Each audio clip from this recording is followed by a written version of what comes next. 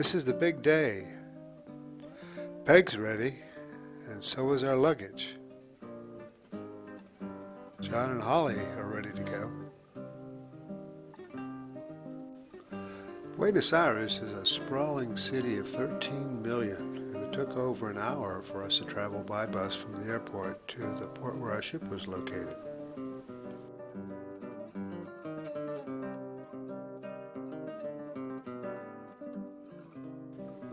The Golden Princess is an awesome ship, holding 2,600 passengers and every amenity you could ask for.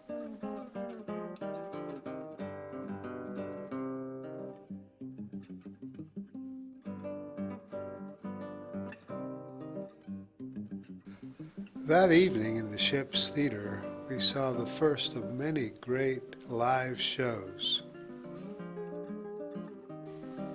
Peg took every opportunity to make new friends.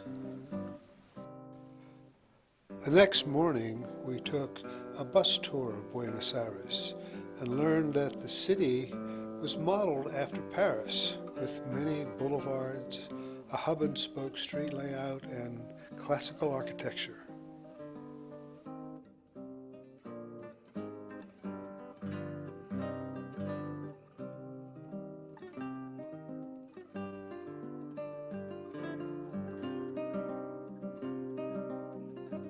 Buenos Aires is also a city of statues, monuments, and artwork. Floralis generica is an 18-ton stainless steel flower that opens when the sun shines. A Spanish monument erected by the Spanish a century after Argentina got its independence from Spain. And the monument to Eva Perón, the most beloved woman in Argentina.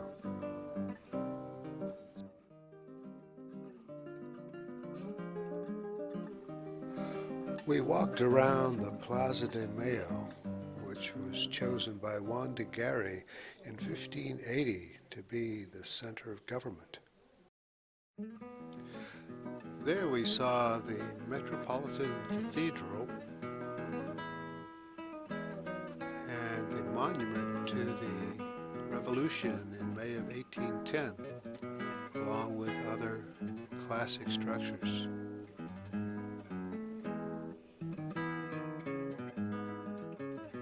But dominating the end of the square is the Casa Rosata, or Pink House.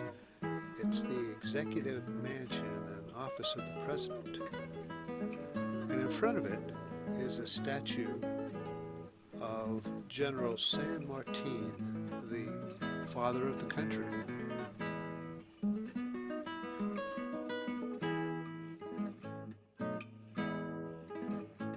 Interestingly, in the shadows were heavily armed police with movable barricades, ready for the next demonstration, which in fact occurred a few days after we left. Back on the bus, we rode through some colorful neighborhoods.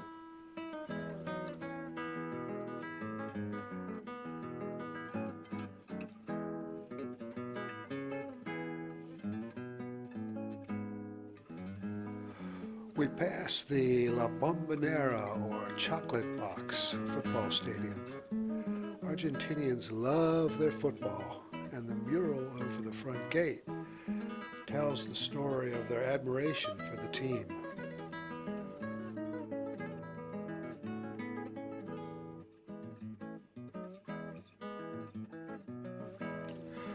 The last stop on the tour was the La Boca neighborhood, which has a honky-tonk feel with a strong European flavor, many of its early residents being from Genoa, Italy.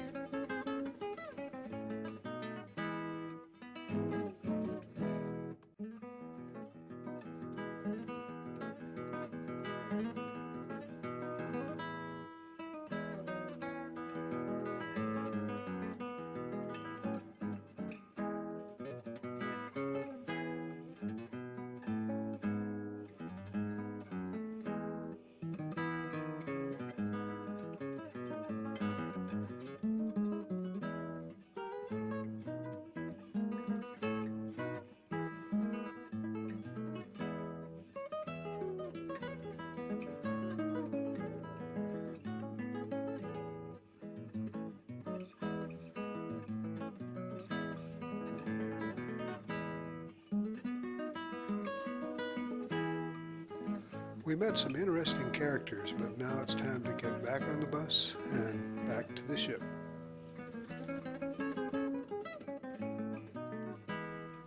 Just enough time for champagne before dinner, and then we cruise through the night to Montevideo.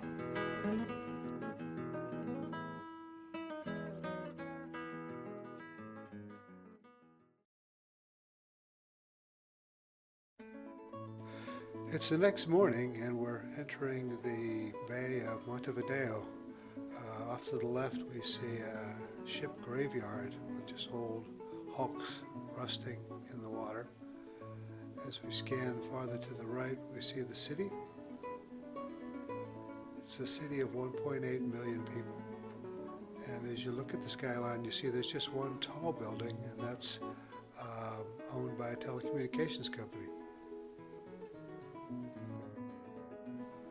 Today's excursion is a bus tour through the city, plus a visit to the Santa Rosa Winery. The first stop was the Plaza Independencia, featuring the statue of Jose Artigas, the father of Uruguay. At one corner is the classic Theater Solis, and across the way is the office of the president.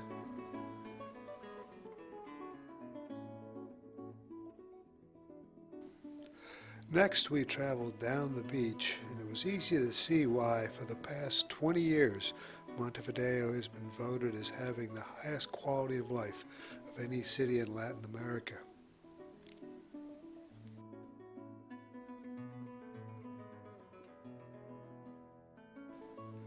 Next, we stopped at the Plaza de Armada with the sculpture to the naval war dead. This monument, this point,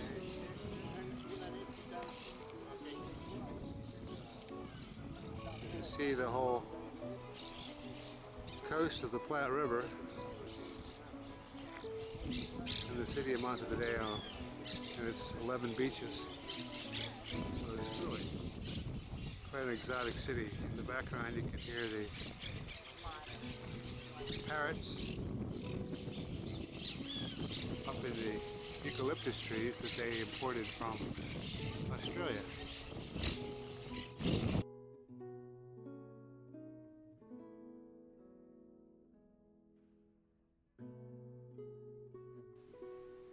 Next, we stopped at the Parc Betel y Ordonez and saw the Monumento La Carreta by Jose Bellone.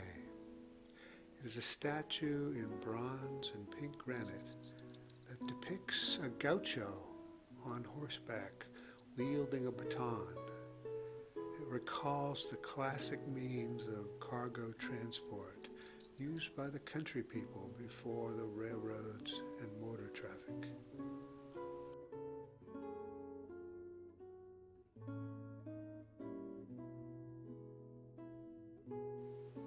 Next, we made a quick stop at the Senate building, which is the center of government. It's known for its fine marble floors using marble from around the country.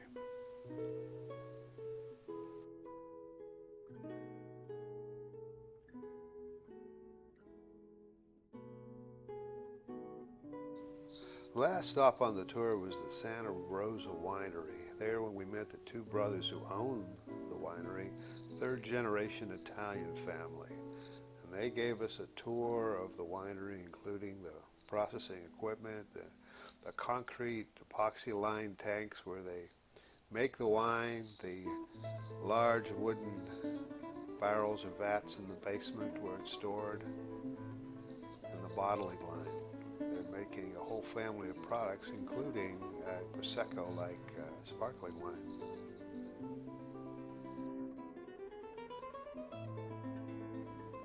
We sat down and had a really great meal featuring Uruguayan steak, and then met some neat folks that we socialized with later in the cruise.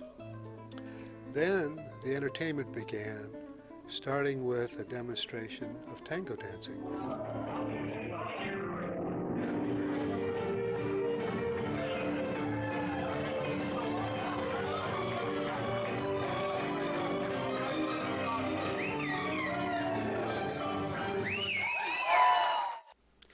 Then a drum demonstration.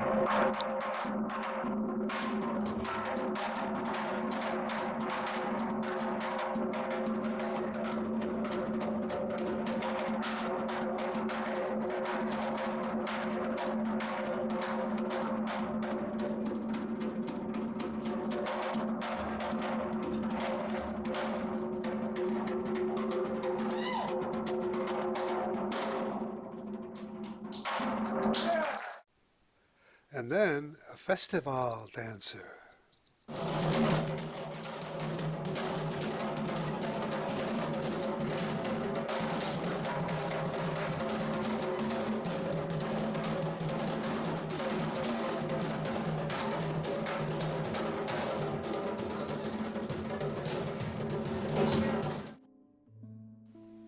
And that led to a Congo line with everyone on the floor.